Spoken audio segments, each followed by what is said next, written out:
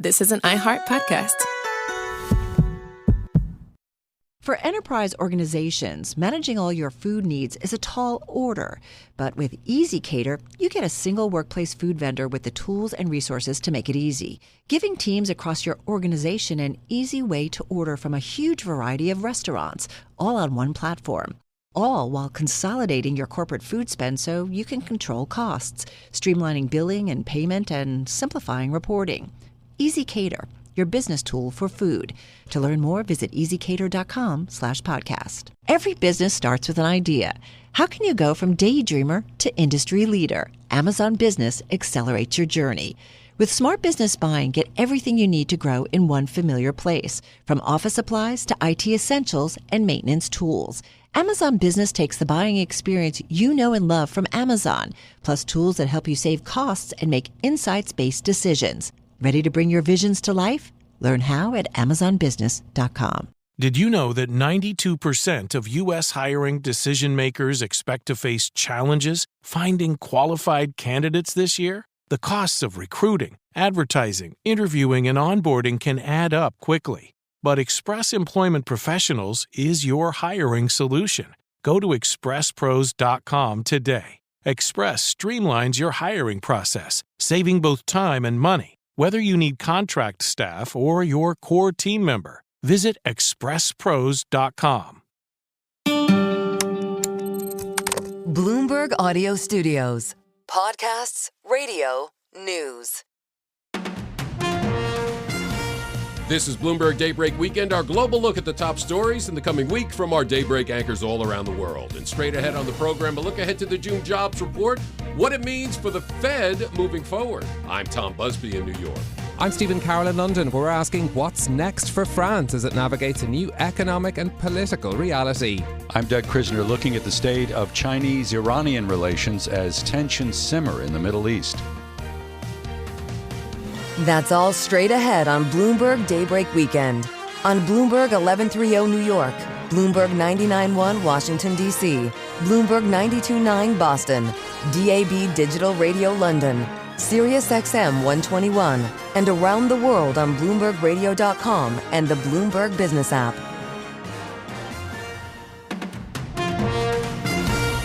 Good day to you. I'm Tom Busby. We begin today's program with the June jobs report. Non-farm payroll numbers out on Thursday, 8:30 a.m. Wall Street time, just ahead of the July 4th holiday on Friday. For more on those numbers and some key inflation and spending data out this past week, how it may impact the Fed's moves going forward, we're joined by Stuart Paul, U.S. economist with Bloomberg Economics. Well, Stuart, let's start with this, what we saw on Friday. A real surprise, huh? That's right. On Friday, we got the May personal income and outlays report, which really just had a very stagflationary contour to the whole thing. Personal spending declined 0.1%. Personal income growth really surprised the downside, declining 0.4%. And we saw a bit more core inflation than we anticipated. Core prices rose 0.2% in the month of May. By our estimates, it was about 4 basis points more than we were estimating. But what we're really seeing is tariff pass-through, especially into non-durable goods. What's that doing? That's causing consumers to retrench. They're pulling back their spending, especially in discretionary services categories, things like travel, things like food services. They're seeing higher prices. They're pulling back their spending where they can. And on the income side, while there is still reasonably strong labor income for now, transfer payments materially declined in the month of May. And we think that that did play a role in forcing spending lower. Consumers are feeling the pinch of lower income in the month of May, and so they pulled back in the discretionary categories. They're really just trying to satisfy their needs right now and meet their demand for staples. They're really just trying to spend on necessities. Lower income, slightly higher prices, and we have not even seen near the full effect of these Trump tariffs. We may have seen, though, some impact of China tariffs, correct? Last week. Yeah, so in the month of May, consumer spending really pulled back in part because consumers are feeling the pinch of higher prices, in part because of tariffs on China. Higher prices rippled through, especially to the non-durable goods that come from China. But the tariff effect is not just a consequence of what we're seeing on China. There was a real pull forward of spending on autos earlier this year in anticipation of tariffs. And now we're seeing the payback. Spending on autos declined really swiftly in the month of May. And a lot of that is just because of the policy uncertainty that we've seen, the uncertainty around tariffs throughout this year so far. That's a 6% drop in auto That's purchases. right. What else did we see? Airfares, hotels, anything like that we saw prices go down? Airfare soft, hotels soft. We saw most of those data points in the CPI report earlier in the month. And a big part of what's driving that is canceled travel plans. A lot of travel from abroad that's been pulled back. Again, this is downstream of the trade war and folks not wanting to travel necessarily into the United States, and they're canceling some of their summer travel plans. Now, this consumer spending down by the most since the start of the year. Do you see moving forward for consumer spending? This is it's not looking good. It's not looking great. So much of it hinges on the labor market right now. As I mentioned, incomes declined, so consumer spending retrenched quite a bit.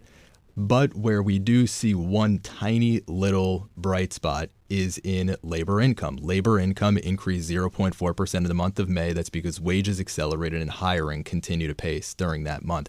Looking ahead, we do expect to see a more material cooling of the labor market.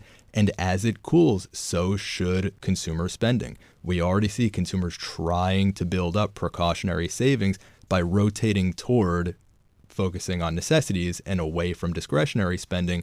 We think that if the cracks in the labor market widen further, that spending is going to pull back even further. And we're going to get a good look at that this Thursday's June jobs report. What are you expecting to see?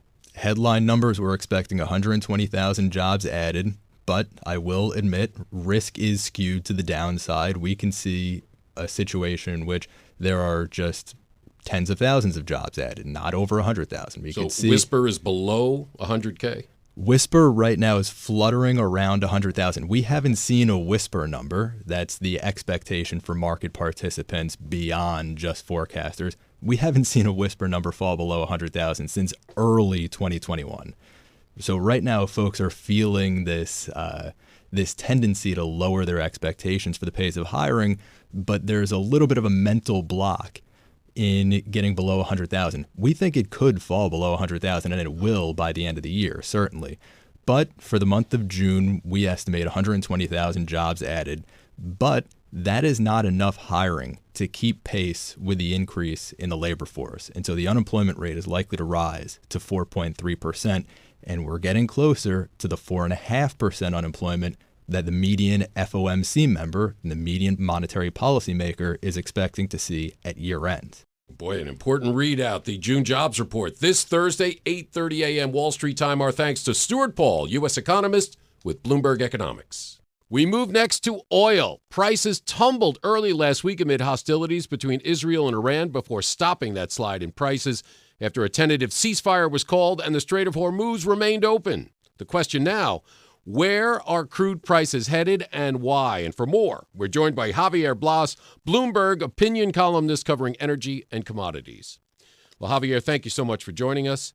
Where are crude prices now? And with all the recent turmoil in the Middle East, do you think prices are where they should be? I think that prices are about right now. WTI around $65 a barrel, Brent just a bit higher than that. So the price of oil right now is somewhere between $65 and $70 a barrel. The market is discounting that the turmoil in the Middle East is on the rear mirror, that Iranian oil production is going to continue, that there is no risk of the Strait of Hormuz, which is that choke point for about 20% of the world's oil. It's not going to be closed.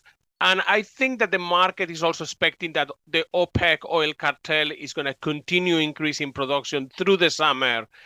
And if we were having this conversation towards the end of the summer period, kind of September, early October, I will not be surprised if we see prices a lot lower. Are you saying there's a glut of oil? There is a glut of oil, and certainly that glut is going to increase as OPEC is putting more barrels into the market. And also, the high prices that we had recently at the height of the conflict between Israel and Iran, where we saw prices around $15 higher than that. That also has allowed U.S. shale producers to lock in those high prices to hedge. So that means that probably we're going to see American oil production a bit higher than we expected, and that's going to add to that kind of glut on oil that we are seeing. And the way I have put it is that we have enough oil, probably too much oil right now, and by the end of the summer, the global economy is going to be swimming in oil. Well, let's talk about Iranian oil right now, because Israeli-American missiles, fighter jets, they did not target Iranian energy assets at all. No, there was a small, a couple of targets by Israel very early in the conflict. I think that it was a message to the Iranians, careful, we can't go after your energy sector if we want. But I also believe that quietly the White House intervened and told both sides oil is not should not be attacked in this conflict. So ironically, what we have seen is that the Iranian oil production probably is higher today than it was in May. And despite all this talk about maximum pressure and oil sanctions from the United States on Iran, the truth is that Tehran is producing the most oil in 7 years right now. And that must be a big benefit for China, right? That is its main customer. And of course, President Trump was encouraging Tehran to keep selling to Beijing. Yes, President Trump on one hand has been talking about maximum pressure and the sanctions are still there. But at best, I think that one can argue that either Beijing has found a way to bypass all the sanctions, or Washington is turning a blind eye and is not enforcing the sanctions. I think it's a combination of both, but I don't think that the White House wants to do anything with Iranian oil exports. I believe that the talk about maximum pressure is that talk, but very little action. And to cut off that oil or the oil production would devastate that economy. Is the tactic maybe to keep that economy moving along in Iran as best President Trump can? Yes, it will be bad for Iran if the exports were to go again towards zero, as they went during the first administration of President Trump. But I do believe that this is nothing to do with trying to get the Iranians into the negotiation table or anything like that. China was able to continue buying Iranian production at the beginning of the second administration of President Trump, and the administration has done very little to really stop the Chinese buying that oil. It looks like the framework of a trade deal between the U.S. and China just this past week. So I guess this is all part of that, keeping the peace with China. Now, I want to talk to you about West Texas Intermediate. The U.S. pumping out more oil than ever before. It's the start of the summer driving season. Traditionally, demand skyrocketing. Gas prices, though, were down 23 cents on average from a year ago. What does that tell you about domestic production here in the U.S.? Well, the domestic production continues to be very, very strong. The last monthly data that we have comes from March, so it's a bit dated, but that was an all-time high, just under 21 million barrels a day. That compares 20 years ago, the United States was producing about 7.5 million barrels of crude and other liquids when you put all the petroleum that gets out of the ground in the United States. Today is close to 21 million barrels a day.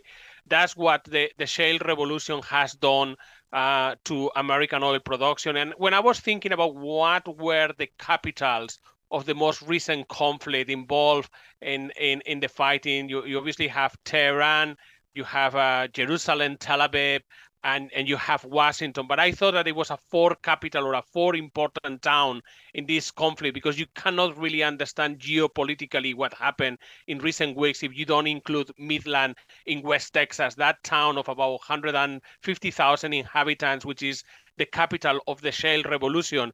And a lot of what happened in the Middle East has been shaped by American entrepreneurs in Midland, which discovered the riches of shale.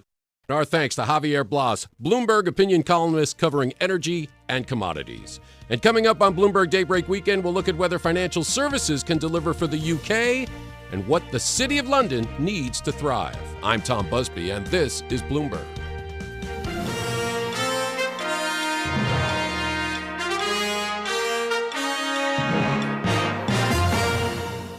For enterprise enterprise organizations, managing all your food needs is a tall order. But with EasyCater, you get a single workplace food vendor with the tools and resources to make it easy, giving teams across your organization an easy way to order from a huge variety of restaurants, all on one platform. All while consolidating your corporate food spend so you can control costs, streamlining billing and payment, and simplifying reporting.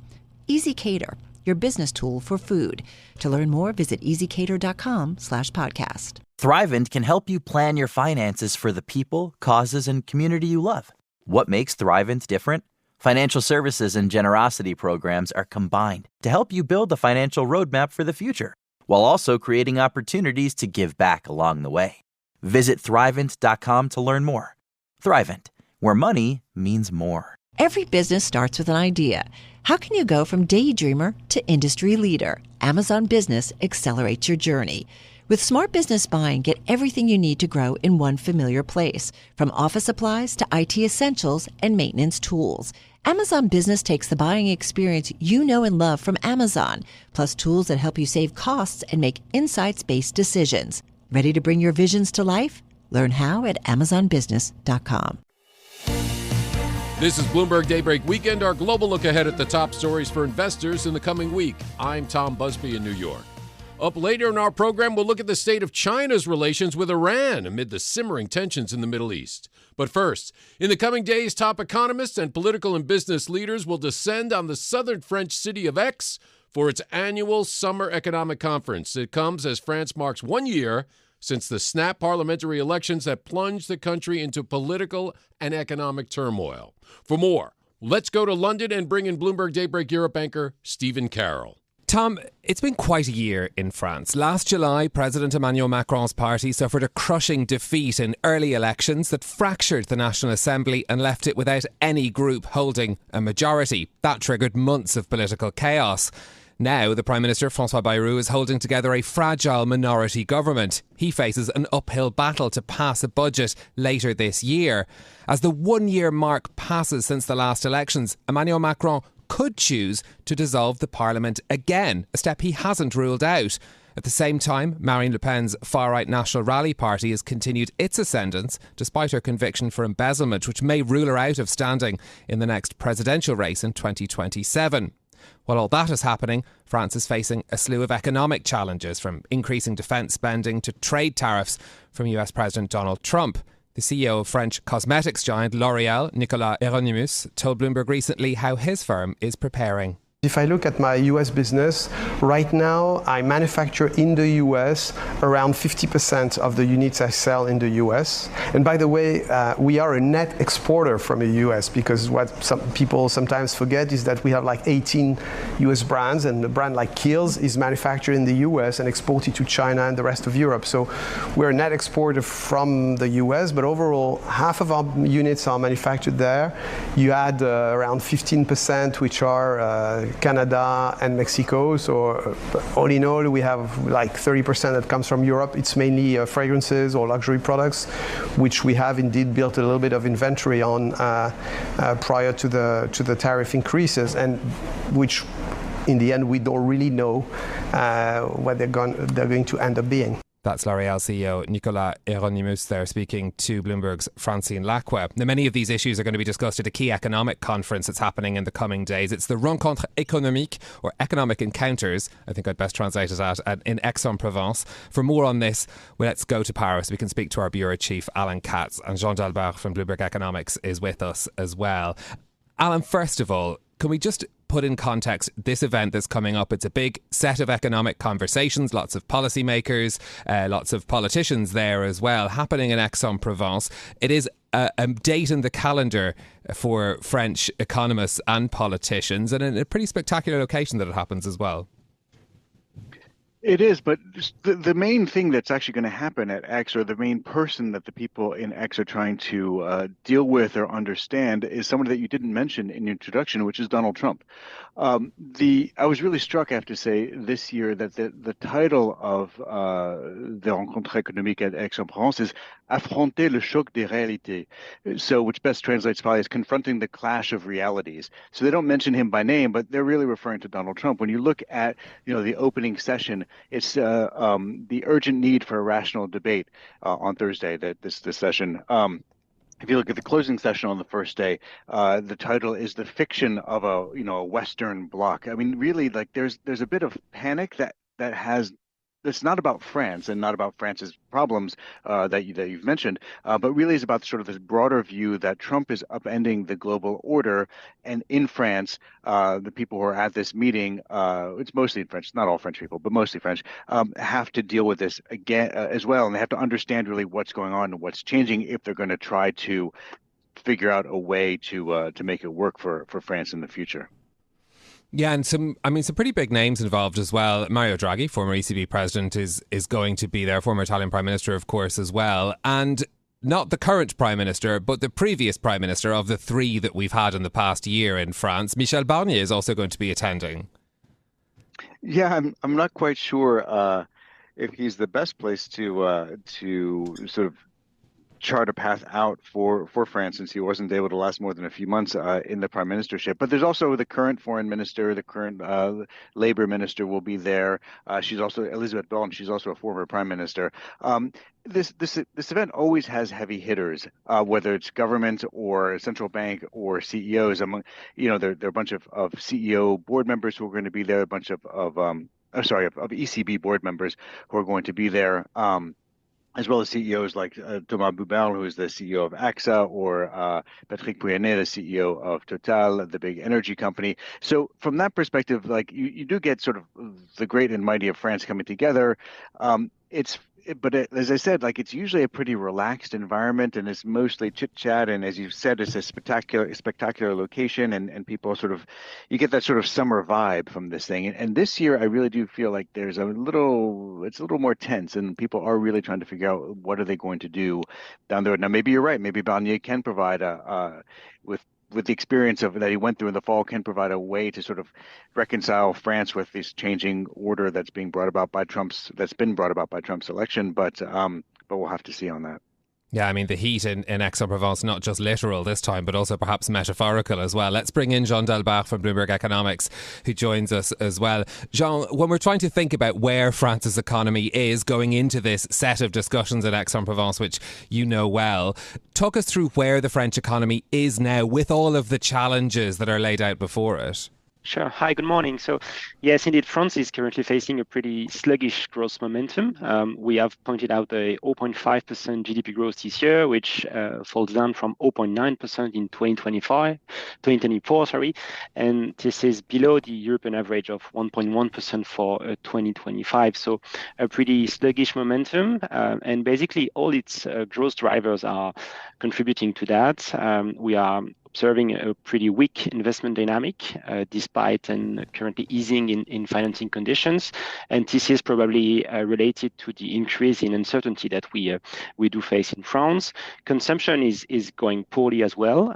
Gains in disposable income are limited this year, and the saving rate remains pretty high currently. And finally, and pretty obviously, the contribution from net trade will be negative this year. So all of that contributes to a pretty sluggish growth momentum in France, which again contrasts with other European countries at the moment. And if we look ahead, France will face a lot of challenges. First and foremost, the political uncertainty, which remains pretty high and has even increased these days, given the collapse of the pensions reform talks.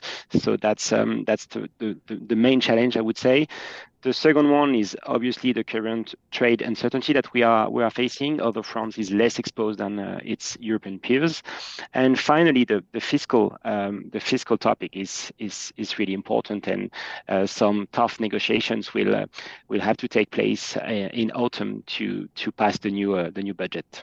Yeah, very tricky couple of months ahead. On that point, Jean, we've just had the NATO summit where leaders agreed to increase spending on defence. How is France placed to be able to cope with that fiscally? So it's also a tricky situation for France. I mean, the defense spending in terms of GDP have already increased a bit in France. They are now like above the 2% NATO mark, so it's pretty positive, and they are already expected to increase further to 2.5% of GDP in 2030.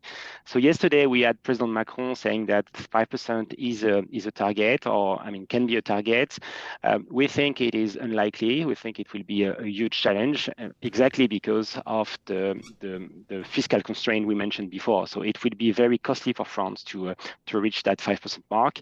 And we've made some estimates that it will add a 15 percentage point of debt on the debt to GDP ratio over 2030. So it would be a lot, and we think it will not be possible. And we have penciled like 3.5% mark, which will be tricky, but still manageable and feasible in the coming years.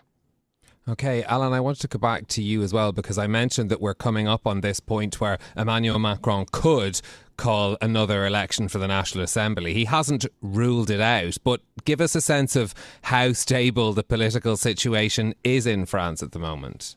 It's a little bit of a tricky question. I guess it's stable probably in the short term and unstable in the longer term, I guess would probably be the best way to put it. As you point out, Emmanuel Macron could dissolve parliament and call new elections as soon as next month in July.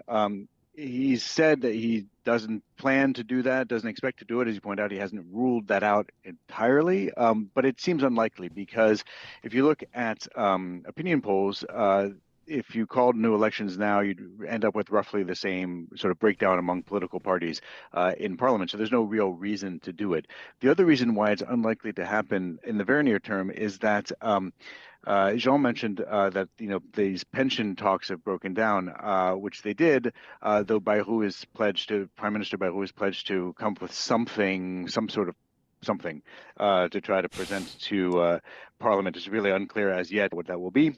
But in any event, the far-right National Rally has said that it will not participate in a no-confidence vote until budget time, and that won't be until the fall. So while the socialists have filed a no-confidence motion against Bayrou, there's no chance of it passing without the far right. Because again, mentioning Barnier before, what actually pushed him out back in December was when you had the far left, sort of the center left, and then the far right all joining together. That got you up to a majority of parliamentarians who could push him out, and that's not the case, at least for the next couple of months. So I would say short-term stability, but it doesn't mean that creates any sort of longer term stability for the government or allows the government to really do much. Because again, like in this case, it's a fight over pensions, but as soon as we get to the fall, it will be a fight over the budget. It's going to be a major fight. I mean, as Jean was mentioning, the government's pledged to reduce or pledged to have about 40 billion euros in what they call savings. So that's a combination of potential, revenue increases and spending cuts. It's unclear what those are going to be or where they're going to come from, but that's a lot of money. So how they're going to get there without, there being a major blowup and the government being forced out is very hard to see. Whether or not that ends up pushing out the government is another question, because it depends on opinion polls and whether parties see it in their interest to sort of make Bayrou take on whatever budget cuts are going to come, and that's what the unpopularity that goes with that, and leave that all in the current government and save their fire for later when they get to either municipal elections 2026 or, as you mentioned, the presidential election in 2027. So it's, again, as I said, just to boil it all down, I would say short-term stable for the next couple of months, longer term, all bets are off. Yeah, keeping us very interested and our eyes closely focused on what's happening in France over this summer, as well as some of those conversations are taking place. For now, Alan Katz, our Paris Bureau Chief, and Jean Dalbert from Bloomberg Economics, thank you very much for joining us. We'll be bringing you some of the key conversations from the Aix-en-Provence Economic Conference across Bloomberg platforms in the coming days. I'm Stephen Carroll in London. You can catch us every weekday morning here for Bloomberg Daybreak Europe, beginning at 6 a.m. in London and 1 a.m. on Wall Street. Tom? Well, thank you, Stephen. And coming up on Bloomberg Daybreak Weekend, to look at the state of Sino-Iranian relations as Iran's defense minister visits China. I'm Tom Busby, and this is Bloomberg.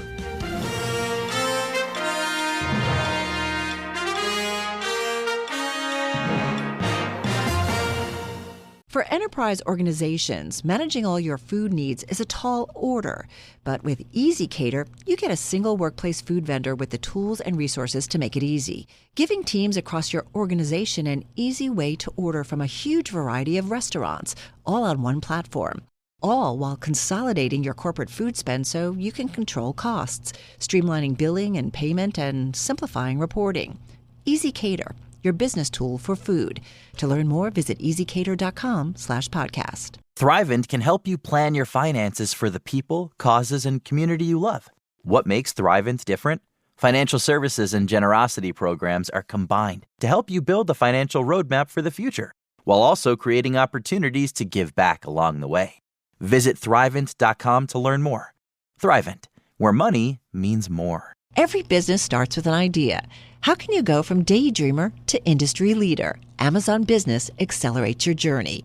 With smart business buying, get everything you need to grow in one familiar place, from office supplies to IT essentials and maintenance tools. Amazon Business takes the buying experience you know and love from Amazon, plus tools that help you save costs and make insights-based decisions. Ready to bring your visions to life? Learn how at amazonbusiness.com. This is Bloomberg Daybreak Weekend, our global look ahead at the top stories for investors in the coming week. I'm Tom Busby in New York. Iran's defense minister arrived in China last week for his first known overseas trip since that country's war with Israel began. The visit highlighting just how critical Beijing has become to Tehran's strategic calculations. For more, let's get to the host of the Daybreak Asia podcast, Doug Krisner. Tom, Israel and Iran have spent the better part of the past 2 weeks exchanging strikes, and in the process, the U.S. was drawn into this conflict. The situation highlights the role of another power player, though, China. Joining me now is Jenny Marsh. Jenny is Greater China EcoGov team leader for Bloomberg News, and she joins us from our studios in Hong Kong. It's always a pleasure to benefit from your perspective. And as long as we're talking about geopolitics, let's talk about what's going on between the U.S., Israel, and Iran. Now, after the strikes, the recent strikes by the U.S. government on Iranian nuclear facilities, Beijing issued a strong condemnation and basically called it a violation of the UN Charter and of international law. I'm wondering whether or not China may have played a role in this. Do you have a sense of that? My sense is that China very much here will be remembered for sitting on the sidelines. You know, like they issued this very strong statement condemning the US, and they talked about how America was sort of blowing up, you know, the international system for sort of maintaining order, i.e. the US-led, you know, UN framework for resolving conflicts. And before the US strikes, you know, Xi and Putin had got on the phone and sort of worked out this 4-point plan for peace. But really, for China, they kind of left it at diplomacy. And I don't think, you know, they were particularly effective in what they were messaging. We know that Wang Yi spoke to both the Israeli and the Iranian foreign ministers. So there was some sort of attempt at sort of back-channeling. But essentially, you know, Tehran, you know, China was one of Tehran's sort of strongest partners. And when it came to its darkest hour, China really didn't do much apart from call for peace. Is it pretty much a selfish move that boils down to crude oil? Is that really what this is about, this relationship? I think this relationship is about the US. And I think one of the reasons I say that is, yes, China is one of the places that will buy sanctioned Iranian oil. It's a very, very slim percentage of China's oil supplies, about 10%. And they can easily source this oil from other places. And I think, you know, there's a couple of practical reasons why it's mainly sort of these teapot refineries in northern China that take this oil. It's much cheaper. But also I think the Chinese government tolerates it because they are vehemently opposed to the US sanctions regime. And so they let this go as a way of sort of defying the US sanctions regime, which is something they and Russia and Iran are all united in opposing. But I think the broader relationship with Iran has been about sort of finding partners that it will join hands with Beijing and challenge the US world order. And I think you can see that through, you know, Xi has ushered Iran into the BRICS group of emerging markets, which is this bloc that it's expanding with India and South Africa and Brazil as sort of a kind of a rival framework to the G20. It also welcomed Iran in the last couple of years into the Shanghai Cooperation Organization, which is another sort of grouping that it's expanding, which has more of a security flavor. But when it comes to sort of trade with Iran, I mean, the trade is very, very, isn't significant. It doesn't sell much to Iran. Actually, trade with Iran actually fell off in the first 4 months of this year. It was down about 20%. And the broader Middle Eastern region, from a Belt and Road perspective, is more important to Beijing. So I think really this was sort of, a partnership of convenience. And for China, it was always about finding partners that will join hands with it to stand against the US. So to that point, maybe China is not solely reliant on Iranian crude oil. I get the fact that they're only going to import, let's say, 10%, but the Strait of Hormuz, I would imagine, is perhaps more critical. And if there were a way for Beijing to become influential in dialing down a lot of this tension just so that the conflict didn't extend into the strait, is that part of the thinking here as well? Yeah. So I think the Strait of Hormuz is definitely a different story and a much sort of more alarming concern for China. About 45% of its oil shipments come through that strait. And China is the country that is most dependent on the oil coming through that waterway globally. So yeah, massive exposure there. That being said, China has been stockpiling on oil. So if there was a crisis that closed the strait for, a short period of time, it wouldn't feel the immediate impact. But in the long term, absolutely doesn't want this conflict to spiral. And I think that was the message from the 4-point plan that Xi put forward. He talked about not wanting this to expand. And when they were condemning the US, they were saying, the US is fanning the flames of war and would be to blame, essentially, if this did become a broader conflict. I think the problem for China is, what is it willing to do to stop it from becoming a broader conflict? And the answer is not very much. China doesn't like to get its hands dirty in foreign conflicts. It definitely doesn't go anywhere near the US playbook of these sort of faraway wars and military operations. And even with Russia, which it has a much stronger trade relationship and sort of interdependency with, and Russia has now overtaken Saudi as the top supplier of crude oil to China. Even when Putin went to war in Ukraine, she was very careful not to do anything that would invite US sanctions. So yes, he stepped up economic support and diplomatic support. And then there's some controversy about sort of the dual-use items that have been shipped, but never any direct, military support that would cross these red lines that America and Europe laid out very clearly. And I think China is a country, you have to remember, that has no formal allies by design, and its self-interest will always be its sort of North Star of what it does when these kind of conflicts break out. What is the degree of anti-American feeling right now in China? Not just because of what we're describing here in terms of Israel, Iran, but I'm thinking of whether it's Taiwan, whether it's the U.S.-China trade war. Give me a sense of the degree to which people in China are feeling very anti-American. I think that is a really interesting question, and it hasn't been as prominent as you might have thought, sort of broadly towards American people. The Minecraft movie came out in China and did pretty well. And we've seen other sort of examples of sort of American soft power being powerful, even though the US and China are locked in this trade war. I almost wonder if the Chinese people sort of are able to separate Trump and, the aberration or, that is Trump from the average American people.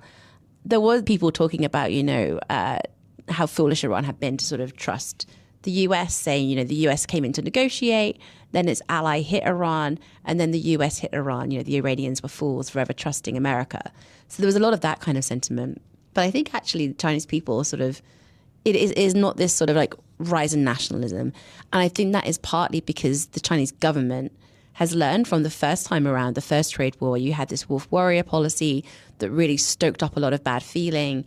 Then you had sort of people like Hu Xijin, the former editor-in-chief of the Global Times, who were allowed to sort of really run wild on social media. When Nancy Pelosi was flying into Taiwan, he was posting things about, perhaps shooting down, the jet as she came in, which obviously just was a step too far. And I think this time the nationalist voices on social media and in state media have been tampered down because the government doesn't want it to get out of control to a point where they are not the ones managing the narrative. Jenny, thank you so much. It's always a pleasure. Jenny Marsh there, Greater China EcoGov team leader for Bloomberg News. We move next to global trade. Flows have been surprisingly resilient in spite of those U.S. tariffs and the uncertainties that they have brought. That's the take from Aditi Rashkina, the CEO of DHL Global Forwarding in Greater China. She spoke recently with Bloomberg's Stephen Engel at the World Economic Forum Summit in Tianjin, China. Obviously, there's been some turmoil in the world. There's obviously an uncertainty around the tariffs and the global reciprocal tariffs from the United States. There's rising conflict in the Middle East. How is that directly impacting what you're seeing as far as package deliveries and essentially demand? So let's just start off by saying that global trade has been pretty resilient. If we look at China's export growth in the first 5 months, it's grown about 7%. So whilst having said that, with the tensions and tariff scenarios, organizations are deploying different strategies. Some are front-loading and looking at taking inventory forward so they have it when demand peaks. Others are looking at alternative sourcing and manufacturing networks where they can in the short run. And yet others have a wait-and-see approach. So let's wait it out and see what happens with the tariffs and the rest of the situation. On that front-loading, do you see a tangible increase while we're in a 90-day pause, which is running out already, but are shipments definitely spiking because we don't have the certainty following mid-August? That's right. So it was the spike in order to hit that 90-day window. So we're not sure what's going to happen after that period of time, but we do believe at some stage was to meet that window. What are you seeing on the de minimis exemption that the Trump administration has essentially done away with, that $800 shipment exemption? Right. Have you seen a complete drop-off? Yes, e-commerce would have been the one that has had a little bit more of uncertainty of not knowing how to deal with the technology on the other side when it gets to the customs, right? So it's been on both sides for the customs regulation to figure out how they're going to handle it once the shipment arrives, but also for the organizations moving to know how to deal with the situation. So everyone's working on solutions right now to address the de minimis. How much of a sales drop are we looking at between China and the United States? Honestly, it really depends on the sector that it is. E-commerce has had the biggest hit, but if you look at the tech, like Apple's, Dell's, HP's, organizations like that, they're still flowing in the same form as they've gotten exceptions from the tariffs. You mentioned about diversification. How are you seeing corporates, individuals, or mostly corporates, I would say, probably diversify from their shipping to or from the United States away from the more heavily tariffed China? Depends again on the sector or industry that organizations are in. So those impacted by tariffs look for alternative sourcing locations, and you see a bit of shift into Southeast Asia. You see a bit moving to the Middle East, Africa, Latin America. So it has been a varied amount of setups. There are those that still believe that China is the most cost-effective model that works for them. And usually the shifts of a production into Southeast Asia is to move to the US, and for the rest of the world and intra-Asia and within China, consumption generally stays in China. That's Aditi Rashkina, the CEO of DHL Global Forwarding in Greater China, speaking with Bloomberg's Stephen Engel. And I'm Doug Krisner. You can catch us weekdays for the Daybreak Asia podcast. It's available wherever you get your podcast. Tom? Thank you, Doug. And that does it for this edition of Bloomberg Daybreak Weekend. Join us again Monday morning at 5 a.m. Wall Street time for the latest on the markets overseas and the news you need to start your day. I'm Tom Busby. Stay with us. Top stories and global business headlines are coming up right now.